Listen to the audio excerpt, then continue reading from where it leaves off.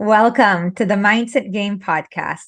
I'm Vered Kogan, and it is wonderful to reintroduce you to Dr. Barry Johnson today.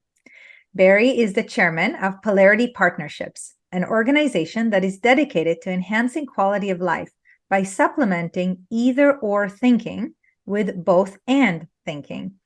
He is also the author of multiple books, including Polarity Management, Identifying and Managing Unsolvable Problems, and the book titled subtitled Making a Difference by Leveraging Polarity, Paradox, or Dilemma. And there are both volumes 1 and 2 of that. And I invite you to check out the conversation that Barry and I recorded on the power of leveraging polarities to really have a good, solid understanding of polarity thinking. Barry shared some amazing examples, and that will allow you to really understand and play with this and to see the benefits in your own life and of course in your organization. And I'm super excited, Barry, thank you for being back to have you back today, because this particular episode stemmed from a pretty awesome conversation that we had about a specific polarity that many of our listeners may be struggling with or thinking about. And this is something that's common for many entrepreneurs, change makers, visionaries, and we're going to call that dichotomy the entrepreneur administrator paradox. That is the particular polarity that we're working with today, and I trust that it will help you, our listeners and viewers, to break through, to get unstuck, if you will, and break through to your own higher levels of success and, of course, contribution. So again, thank you, Barry, for being back with us today. Well, it's my pleasure to be back. Thanks for inviting me. Of course. So let's dive into this. Tell our listeners what is the entrepreneur administrator paradox? Okay, well, what I'm going to do is I'm going to put a polarity map up on the screen and explain it a little bit for those who are don't have sight of it but are listening, and then tell the story based on that map. So let me just share my screen here. Thank you. And as you do that, I invite our listeners to check out the YouTube channel, which is under my name. They can find Vered Kogan, and they will see this conversation as well as our last one. So what I want to share as background for this a little bit before even getting into the map here is that this story is based on a shared leadership experience that I had with Mary Ulbeen, who's written about complex adaptive systems. And we did this at Harvard University at their Learning Innovations Lab in 2015. And so we generated this map. So let me share a little bit about the map and then what happened in our process at Harvard. So on a polarity map, there are two poles. In this case, we have administrative leadership on the left pole, entrepreneurial leadership on the right pole. And then a polarity map contains an upside to each pole and a downside to each pole. So each one of these poles brings something important to the relationship between the two poles, and each one of them has a downside limit that occurs if you only focus on the upside of one pole. And so that's what we have here is a polarity map with the two pole names and then upside and downside content. And I'll explain beyond that as the story unfolds. So the situation is that the Learning Innovation Lab at Harvard has a wonderful collection of people that are invited to come in for a year-long process. And in that process, they meet, I think it is once every 2 months. So I think they have 6 sessions. And this was one of the latter sessions. It was either the 5th or 6th session, and the theme was on paradox for the entire for that year of the Learning Innovations Lab. And there were about 56 people there representing around 30 organizations, give or take. And when I was invited to be presenting there in that session, I had the better part of 2 days, 2 full days essentially, and they wanted me to be teamed up with Mary Ulbeen, whom I had not met and wasn't aware of or appreciated her work. And so, but she had written a book on on complex adaptive systems and was consulting around the world with that. And so when I was told that we were going to team up, my immediate instinct was to send Mary an email and say, I'm glad that we're going to be partnering with this. How about if we get a chance to talk together about what we're going to do? We had general guidelines about how we were supposed to work together, but I just wanted to, have a little bit of a relationship conversation with her and see how we might combine our resources. And she sent back an email immediately, and she said, I'm sorry that's going to be very difficult for me to do. I have just moved, and so I'm standing here, at the counter because I don't even have desk space for my computer, and we're just trying to get ourselves out of boxes. And so I'm just not going to be able to do that right now. And I said, well, that's no problem. How about if we meet the night before when we arrive at Harvard? There's going to be, kind of a gathering where people could have some snacks and some drinks in the evening at a local pub and restaurant there at Harvard. And so she said that would be great. So I had a copy of a summary of her book on complex adaptive systems. And while I'm in the plane flying to Boston from Michigan, I was reading her summary. And I just loved it because in her summary, what she was describing is the process that organizations start off very entrepreneurial in focus, but they need to, over time, make sure they include administrative leadership or they get in trouble.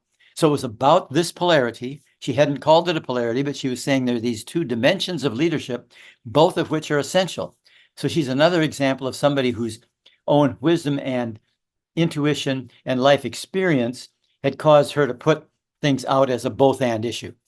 And so when I saw that, I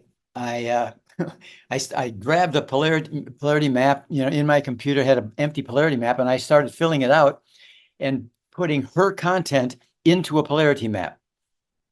And so we see in this polarity map, as we see administrative leadership on the left, entrepreneurial leadership on the right, the greater purpose at the top is that the greater purpose is why bother to leverage this polarity of administrative and entrepreneurial leadership. And here, what I have on the map is you have an organization that operates more like an effective complex adaptive system. And the deeper fear at the bottom, if you don't manage it well, is you have an organization that operates less like a complex adaptive system. So what I'm doing here is combining her theoretical information about complex adaptive systems and my stuff around polarity thinking. So the polarity map is a wisdom organizer. So all of the wisdom on this map is Mary's wisdom. And it's just organized in a way that that fits with the polarity map. So as I was reading the article, she was describing what entrepreneurial leadership brings to an organization. And it shows up especially in startups. You have all this wonderful startup entrepreneurial energy, and you have learning, innovation, and growth, exploration. And on the other side, the parallel to that, an administrative leadership, is you have efficiency and results and exploitation. And then another upside of entrepreneurial leadership, you have interaction and emergence. On the left-hand side, the upside of administrative leadership is you have standardization and control. So notice the parallel things that are happening here. On the upside of entrepreneurial leadership is you have informal leadership. And on the administrative leadership side, you have formal authority is clear. So she was describing these two upsides of these two leaderships, and then she was describing the fact that each of them, without the other, has a vulnerability. And so, for example, if you have the upside of entrepreneurial leadership, if you have leading innovation and growth and exploration without efficiency and results and exploitation, you end up with lots of ideas, but they're not converted into results. If you have interaction and emergence for entrepreneurial leadership, but you don't have standardization and control, it leads to inefficiency and being disorderly.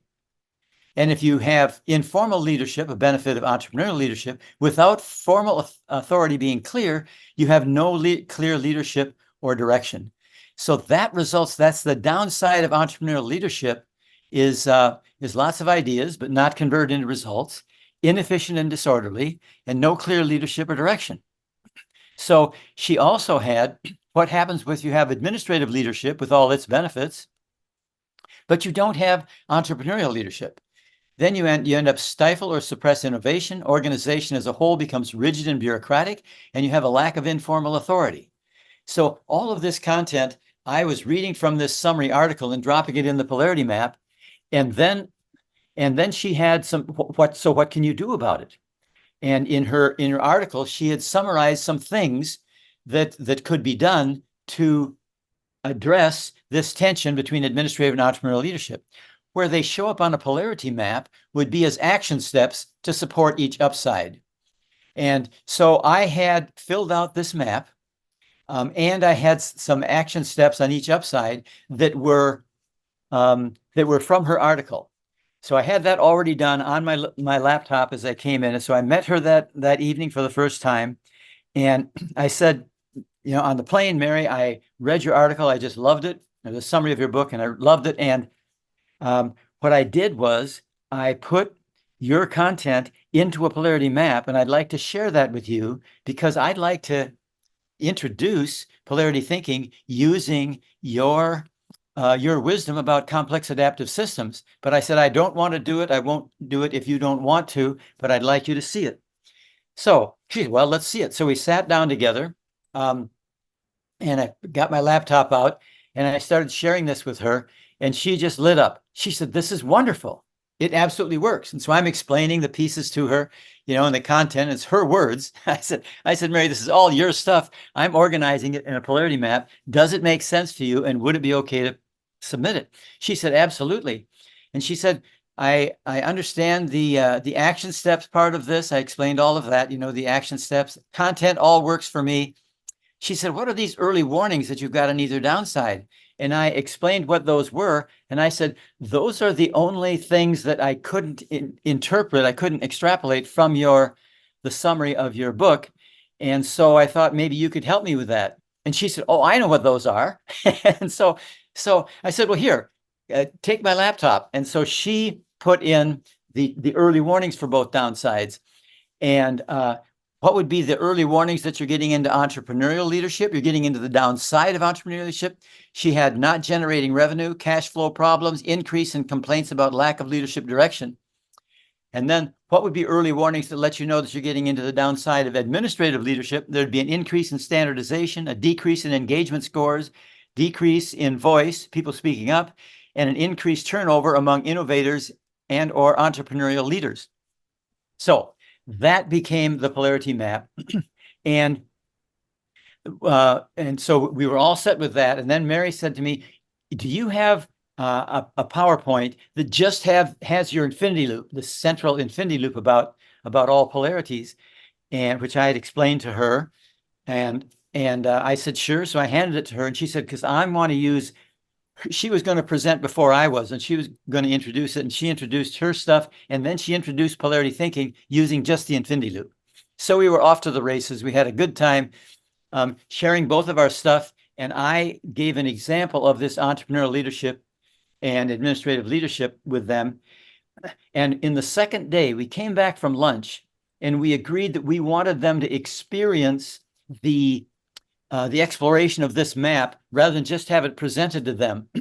So what we did was I carry a rope with me that I can shape into an infinity loop that they could all walk through a polarity map on the floor. So I had this huge infinity loop on the floor, and we got all 56 people together, and we started in the upside of entrepreneurial leadership on the polarity map. And we had a big flip chart there, and we asked them to just brainstorm what are all the positive results from benefits of having entrepreneurial leadership. And they generated a whole list of things. And we then went to the downside of entrepreneurial leadership and generated that content. This got us through all four of the quadrants. And then we described this as when we got the content in all the quadrants, then we walked through this process.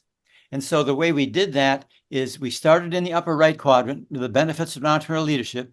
Then we generated the lots of ideas, but not converted into results, inefficient and disorderly, the downside of entrepreneurial leadership, and then why you end up bringing in new people with administrative leadership skills to get the company out of the limits of entrepreneurial leadership alone.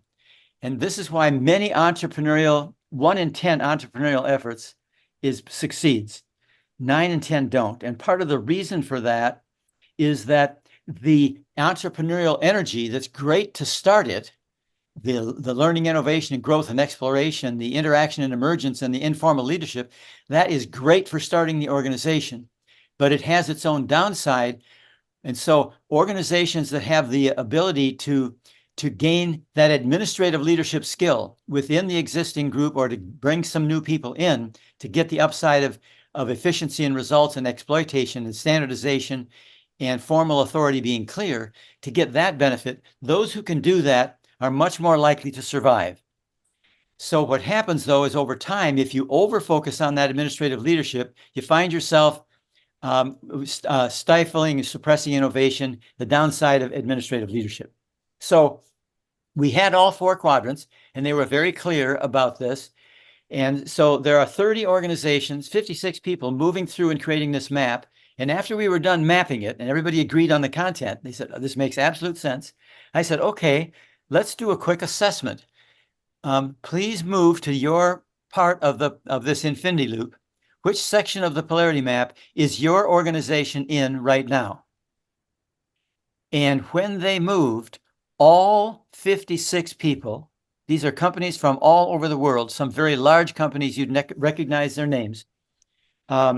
Here at Harvard's Learning Innovations Lab, all of them put themselves in the downside of administrative leadership.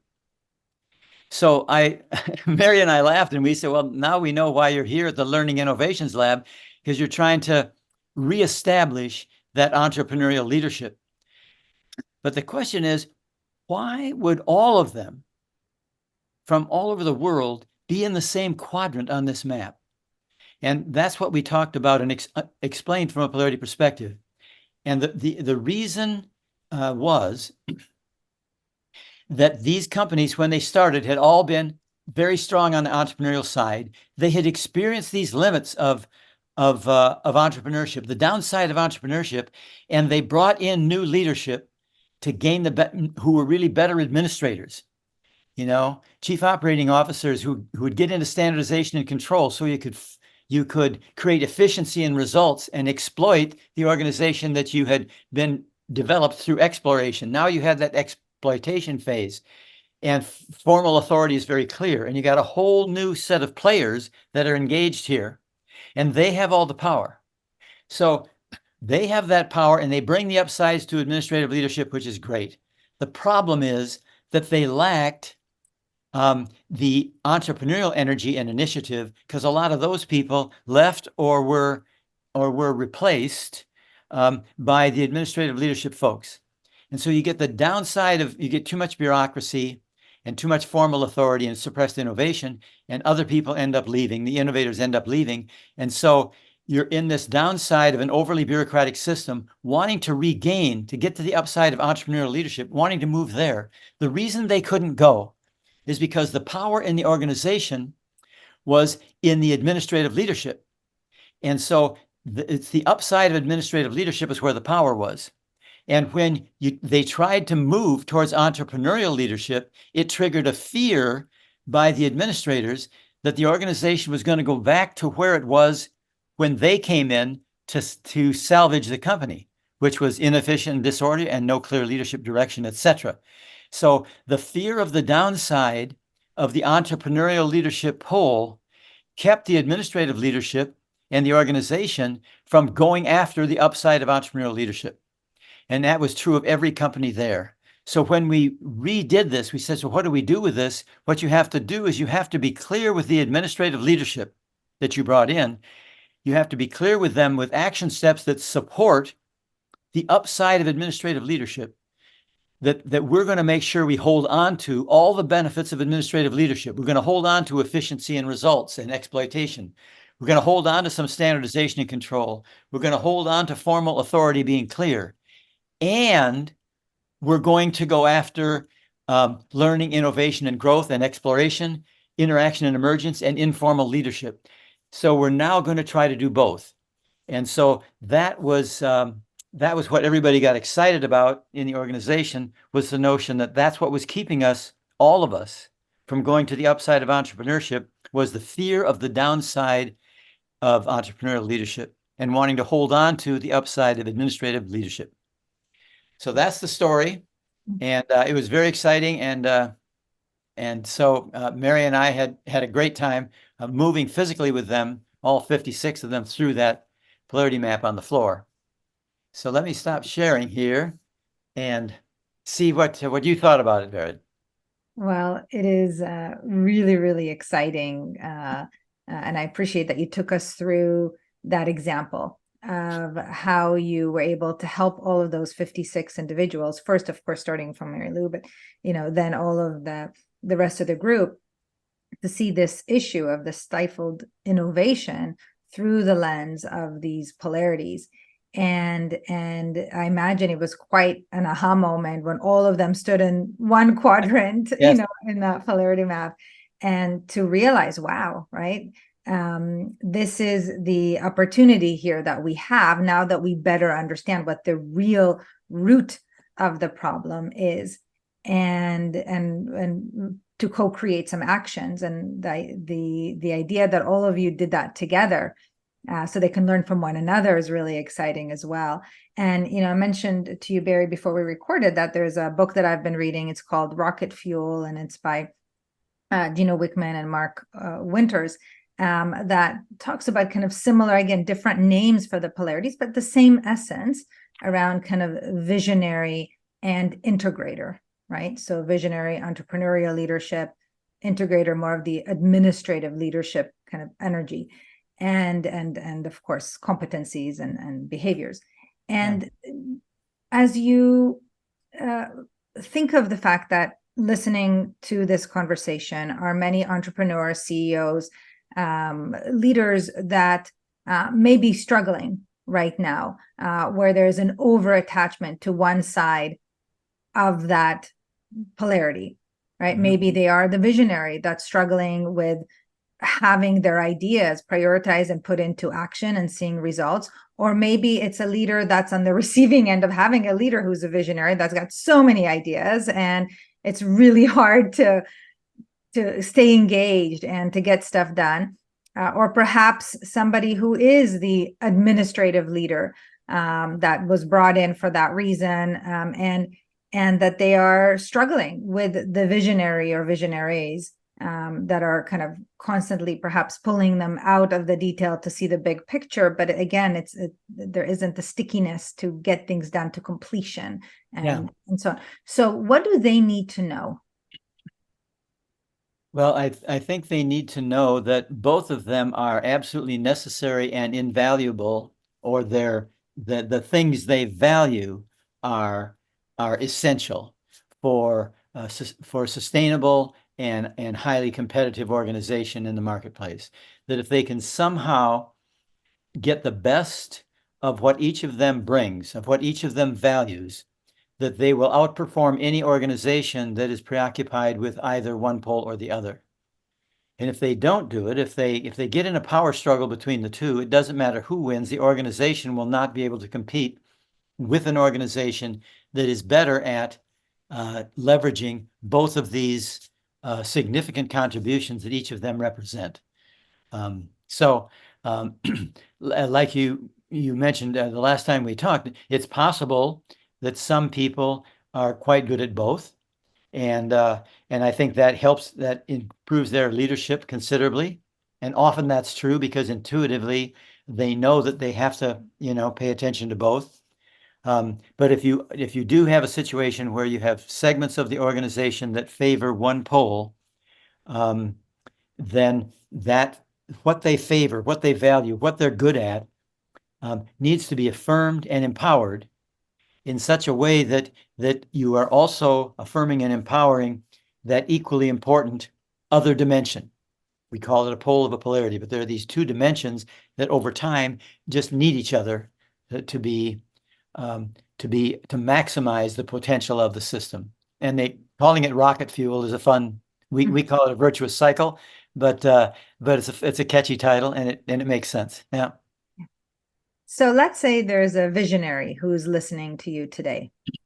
What are a couple of practical action steps that they can take right away in order to create more harmony in their system, in their organization?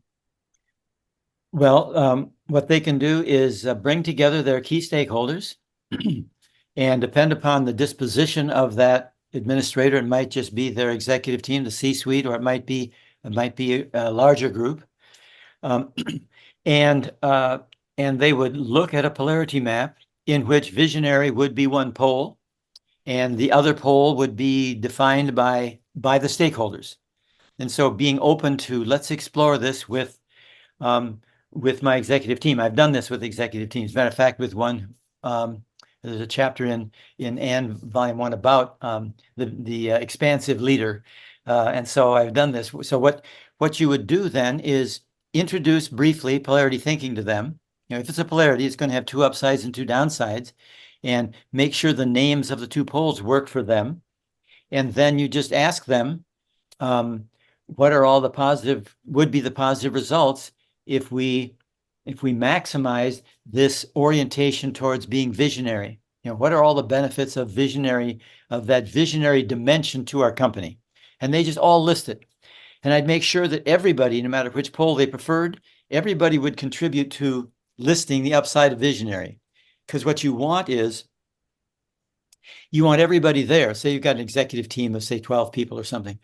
You want all of them to articulate and take some ownership of the content of the upside of visionary, even if they're not a visionary themselves, to appreciate the fact, I can see how this is valued, right? So you get a collective ownership of that upside. Notice what this does to support the visionary, him or herself or their self, right? It's like, oh, okay, yep, this is you got it. This is what I'm talking about. And then you go over to the other side and you say, okay, let's look at that applied, or whatever that focus is, the implementing side, visionary and implementation, or whatever that other pole is named. They would decide what that name is, so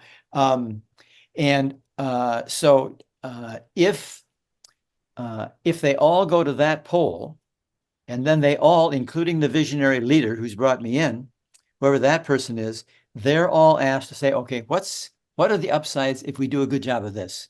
What is this natural interdependent upside that we need to make sure we have? That we make sure we get things done on time, the tasks get done, that sort of diligence to detail, and to production, and they'll come up with a list, and hopefully everybody has contributed something. I usually actually make sure that everybody does. I'll look to somebody. You haven't said anything yet. What would you put up here? So everybody's got a little bit of commitment to, yes, their ownership. There is an upside here. And then once you've got those two upsides, then you've got the essence of what you need. Because now the two upsides, if you overfocus on visionary, to the neglect of details, you're going to get a downside, which is a loss of all the upside of the details pole. So all you have to do is put not in front of your list and drop it down into the diagonal. And that's what shows up. So it's like the two great upsides inform what happens if you focus on only one of them. You lose the upsides of the other. So you just put not in front of them, they go down here. It's just very simple. Oh, so that's why we need to make sure we get both upsides, because with one without the other leads to the loss of the other's benefits. And so then, and that doesn't take long to create that map. Even if they haven't heard anything about polarity thinking beforehand, you can introduce polarities quickly and then get right into it. Then what you do is you identify the action steps to how are we going to gain or maintain the upside of the visionary pole, and what are you going to do to gain or maintain the upside of the the details pole, if you will. Now the question is, which action steps do you do first? Mm-hmm. And the answer is, you go to the action steps for the pole that you're wanting to move from. So if this is a visionary leader and he's feeling a little bit bogged down in, some concerns about, the lack of details, the lack of follow through, etc. So you're experiencing the downside of that visionary pole. So he wants some help, or she or they. So what I would do is say, well, let's take care of them first. Take care of those who really want to make sure we don't lose the strength of our visionary culture. How are we going to make sure we hold on to that? Once that's confirmed, it supports those who are of a visionary disposition. It supports them in going to the other side and saying, okay, what are we going to do about taking care of the details? Because they know that their back has been covered. They have been given a place to stand, which is the upside of visionary. And they know that no one's going to pull the rug out from under them by just going to this details and neglecting this strength, which is their fear of that downside. So that's what I would do. And then, so we'd get both upsides, and then we would look at early warnings that would let us know early how we're getting into the downside of one pole or the other. And in all of this process, opposition becomes resource. So if I'm on the visionary side and I'm not very clear about what would be the upsides of the details, I look at somebody who loves the details and they'll tell me, right? So they become a helpful resource to expand my thinking about what's possible. And they also will be the ones that will help me appreciate what's the downside of my focus on vision, because they're hyper aware of the downside of my visionariness, like I'm hyper aware of the downside of their sticking to the details, right? So both our values and our fears become resources to the other by sharing them. Thank you. And I appreciate that you took us through that process, because the truth is, and I've done this with clients, with organizations, that it really helps, number one, to appreciate all of the different perspectives around the table, so to speak, right? Everybody gets some airtime to express what they value, what they fear, and so on. And that in and of itself can kind of soften some of the tension if there is tension. And I believe that the important part of this is to stay committed to this, because it's one thing to do, a polarity map, to have this on a piece of paper and everybody leaves the room and says, yes, let's do this. And then, right, when we get back to the day-to-day tasking and people are maybe overwhelmed, or maybe there are limited resources, then sometimes it can be difficult to maintain that momentum. And so what advice do you have for people who are committed to truly leveraging this particular paradox or polarity over the long term, to stick with it? Well, it's a great point that you're raising, because the polarity of visionary and detail focus, or production, or whatever we call that other pole. And again, whatever the pole names are, they need to be either both neutral or positive, and they need to work for the culture you're in. So it's like whatever they would agree the names were would be fine. So once you've agreed on the content of a polarity map, that polarity will be at play in that organization. It had been at play before they put it on a map, but it will continue to be at play in the organization as long as the organization lives. So the question is, how do we, over time, without spending a lot of excess amount of energy on this particular polarity, because there'll be a few that are important in the organization to monitor. But once you have a polarity map, you can create a polarity assessment, which the whole organization can assess how well the organization's doing it, or you could just have the executive team be assessing their own functioning or whatever. So, but any number of people can assess on a frequency decided by the client. We'll do this every 6 months, or we'll do it whatever, whatever the frequency is, and they can monitor how well are we doing at maximizing both upsides and minimizing the downsides. And then they can also, once they get the assessment results back, they can create their own demographic breakdown so they can see, well, we can break it out by country if we're multinational. We can break it down by function. And so we say some people are seeing us as doing a good job of leveraging this polarity. Some people aren't.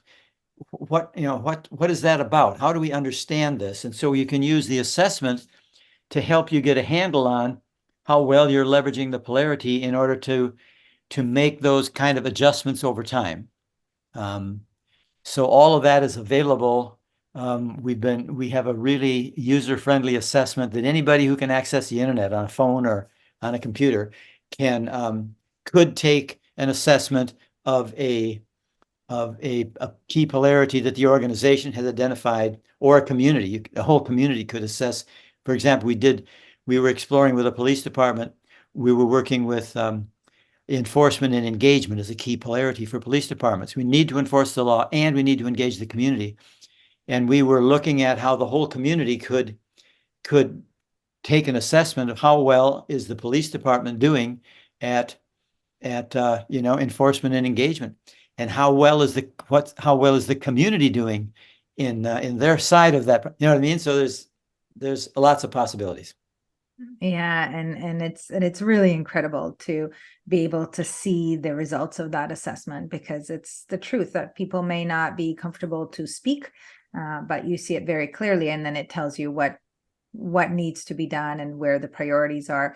And I think also including very measurable, consistent touch points, to pause and reassess, even when we're not experiencing the dip, if you will, of a negative side of a polarity, but just to have regular checkpoints. How are we doing here? What are those measures that we tell us whether we're over focused on one side to the neglect of the other, so that again we can get out ahead of it and do those actions to create a shift that will be easier, will be smoother, will be quicker, because we don't have resistance, or we have very little resistance at that point. Yeah. And one of the nice things about the assessment is it's not about sort of blaming people. It's about understanding that there's a bit of a juggling act going on here, and we're trying to make sure that we get both upsides. And sometimes, for internal or external things that happen to the organization, that we're caught with something that happens, like COVID-19 happens, and all of a sudden, you've lost 3/4 of your business for the next 12 months, which happened to us, because people couldn't meet with us, and we had to switch to going virtual. But while we were doing that, we had to make that adjustment. But in that process, it's not about finding, not about blaming somebody. It's more about appreciating we knew that it's possible to overemphasize one or the other and get ourselves in trouble. So we got ourselves in trouble. Should be no surprise. That's going to happen, and how do we self-correct? And it becomes a collaborative question. We can self-correct, and this is going to be with us for a while, for the rest of our organizational lives. So it might be worth, just checking in and making some adjustments to sustain ourselves in a way that we feel good about ourselves and what we're doing in the world. And it's so important to leverage this polarity, because one of the things that I often hear when I do change management trainings is that there's just constant change, right? Sometimes it's through innovation and, by choice, and sometimes it's in response to whatever is going on in the marketplace. And sometimes it's very urgent things, as you've experienced, that need to be shifted. And so the idea here is that when we've got an over attachment, over significance, let's say, to innovation and creation and new products, new services, new ways and clients, and so on, to the neglect of fully seeing the changes through reinforcing them once the behaviors are already, the new behaviors are already in action, then it might be like a rubber band, right? Like we might go right back to the way things were. So even though we've invested a lot in innovation and a new change initiative, it may fail for that very reason, because we didn't manage the polarity of the, let's say, innovation and the implementation well enough. Right. And so on a polarity map, it's a way to describe what in systems theory is called fixes that fail. So you have a problem of being an example we used in our previous thing. We have a problem with our decentralization where we lack system coordination and integration. We got redundancies, cost increases, etc. And so the fix is to centralize, coordinate, integrate, etc. The reason it becomes a fix that fails is because the fix is the upside of a pole, of a polarity. And if you just focus on that pole as a solution, you experience the downside and it's called a failure. And what happens is then the whole process that you did historically to move towards the fix is called a mistake. It wasn't a mistake. It's only seen as a mistake because it was seen as a solution in the first place. If it's seen as a necessary self-correction, then we know that there's going to be a downside to that self-correction, and we need to set up early warnings that let us know when that happens. We can self-correct rather than be complaining about, wait a minute, 5 years ago we went to centralization, now we're going to decentralization. Why is that happening? From a polarity perspective, you know exactly why it's happening, because we over-focused on one pole and we got ourselves in trouble. We don't have to beat ourselves up. We just have to, okay, let's get back into how are we gonna self-correct over time. And what an incredible mind shift that is. That it's not a failure. It is it was something that was a matter of time until we needed to shift and self-correct. And it kind of brings some certainty into uncertainties of change, because if we know that it is just a matter of time until the pendulum is going to swing, so to speak, then we can again get out ahead of it and prepare the organization and put resources in the right places to lessen the downside, and again shift more into the upside. Yeah, and there's another thing that you can do. Once you're aware that it's a polarity, you can shift in anticipation of the downsides rather than triggered by the downsides. So for example, when all of us do this, when we work a 40-hour week or whatever it is, but we work and we have a couple of days off.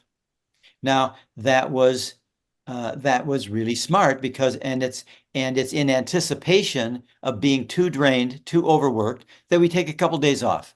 And that allows us to swing back, go to work. So we go to work for 5 days and we get off for a couple of days. And so that understanding, or we set up vacations for ourselves in our calendar. We don't wait till we're totally burned out, hopefully, and then say, "Oh, I need a vacation." It's like, no, I know that I need to get a vacation in certain kind of intervals. So the response, the shift in poles can happen in anticipation of what would happen if we didn't shift, as distinct from waiting for significant things to happen. I call it calendar-driven oscillation of the map, as distinct from event-driven.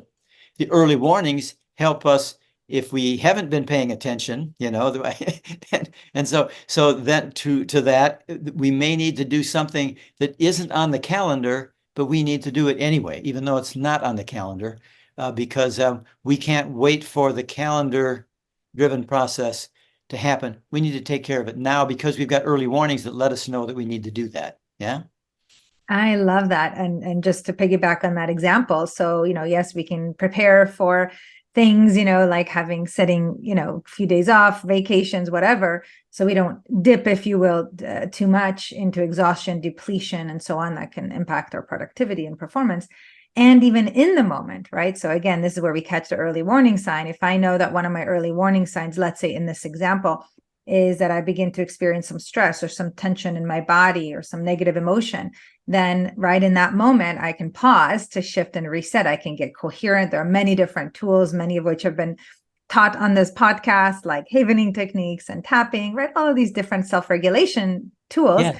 So Yeah. that we can very quickly self-regulate, shift to the other side, right? More the parasympathetic relaxation, aspect, a branch of our autonomic nervous system. So we don't stay in the sympathetic or stress, right, side. Exactly. So again, just another example. The essence here is catching it as quickly as we can, preparing for it whenever we can, and taking the action to create the shift, so we don't suffer. Yeah, and it's great that you have provided in previous sessions types of action steps to support people in doing the self-correction like you described. Yeah, and how valuable that is, given that the polarity of activity and rest and work and home, those polarities, we're just in them. You can't go someplace and decide, do I want to do activity and rest?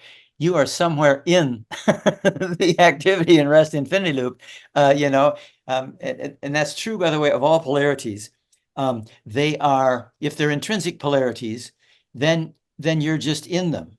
And so you can be intentional about leveraging them, or maybe you're unconsciously leveraging them so well they don't show up as a concern.